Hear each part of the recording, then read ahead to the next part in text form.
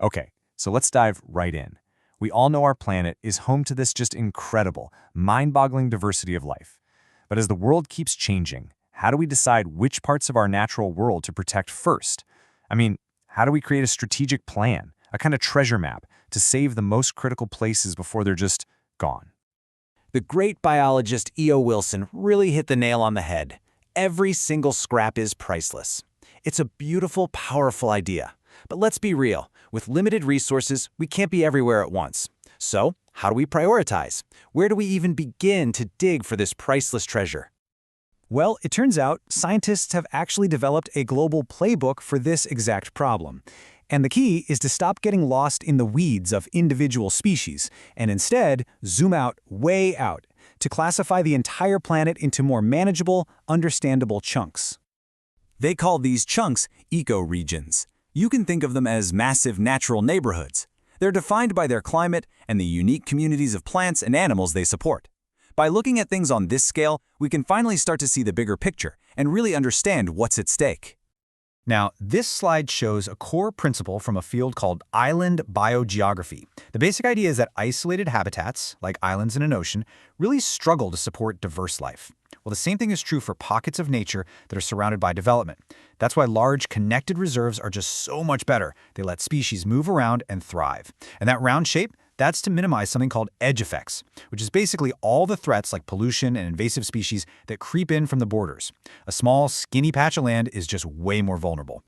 Okay, so that's the theory. Now let's see how this all works in practice. We're going to zoom into a real-world example, the state of Washington in the United States, where they're putting this exact playbook into action. Washington State is an absolute hotspot of biodiversity. I mean, we're talking hundreds of species, thousands of different plants, and get this, 2 entire ecosystems that you can't find anywhere else on the planet. But this incredible natural wealth is under huge pressure from a rapidly growing human population. To see just how rapid this is, let's just look at the numbers. Back in 1960, Washington was home to about 3 million people, and most of the development was packed into just a few areas. Flash forward to the year 2000. Boom! That population had doubled to 6 million, spreading out across the landscape, converting forests and farms into subdivisions and shopping malls. And by 2040, the state is expected to blow past 8 million people. That's like adding 4 more cities the size of Seattle. So you see the challenge, right? How do you protect a state's natural heritage before it gets paved over? Faced with this pressure, Washington's conservation scientists realized they needed that treasure map we talked about. They had to find a data-driven way to pinpoint the most important places to save, and they had to do it now. Their very first step was to create what they called a value map. This wasn't about money, it was all about biological value. It essentially lit up the hot spots across the state, the ecological crown jewels that had the highest concentration of unique species and healthy ecosystems. Okay, next up, they created a risk map. They took those population projections we just saw and mapped out where the pressure from development was going to be most intense by 2040. This layer showed them exactly where the future threats were the greatest. And this is where the magic happens. By laying these 2 maps right on top of each other, you get the opportunity map. This is where the real strategy kicks in.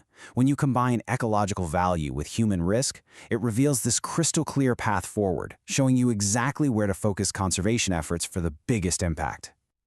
And this map isn't just for show, it is a guide to action. By combining high and low value with high and low risk, it actually creates 4 totally distinct strategies for 4 very different kinds of landscapes. This simple 2x2 grid is the heart of the whole strategy.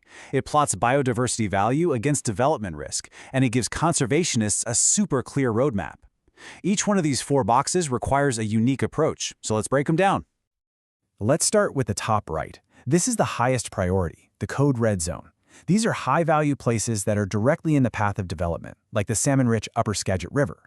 The strategy here is collaborate and innovate, which means you use every single tool in the toolbox, from buying land to forging new partnerships to act immediately.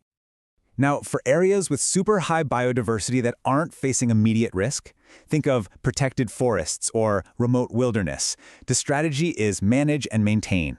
The goal here is just smart, proactive stewardship to keep these incredible places healthy and get ahead of any future problems. So what about developing areas that don't have that same level of critical rare biodiversity? Well, those fall into the learn and restore category. Here, the focus shifts completely. It's about smart growth, restoring local habitats, and educating communities on how to weave nature back into their developing neighborhoods. And finally, for the areas with both lower risk and lower regional biodiversity, the goal is to connect and discover. This is all about empowering communities through citizen science, getting people outside to discover the nature in their own backyards, and helping to fill in the gaps in our knowledge. This really brings us to the ultimate takeaway. This whole strategic approach, it's not just about saving rare species. It's about managing our natural world like a diversified portfolio.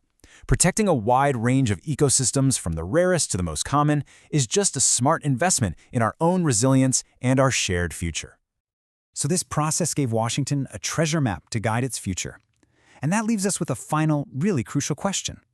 If every city, every state, every country created a map like this, charting their own unique value and risk, how could we change the future of conservation for the entire world?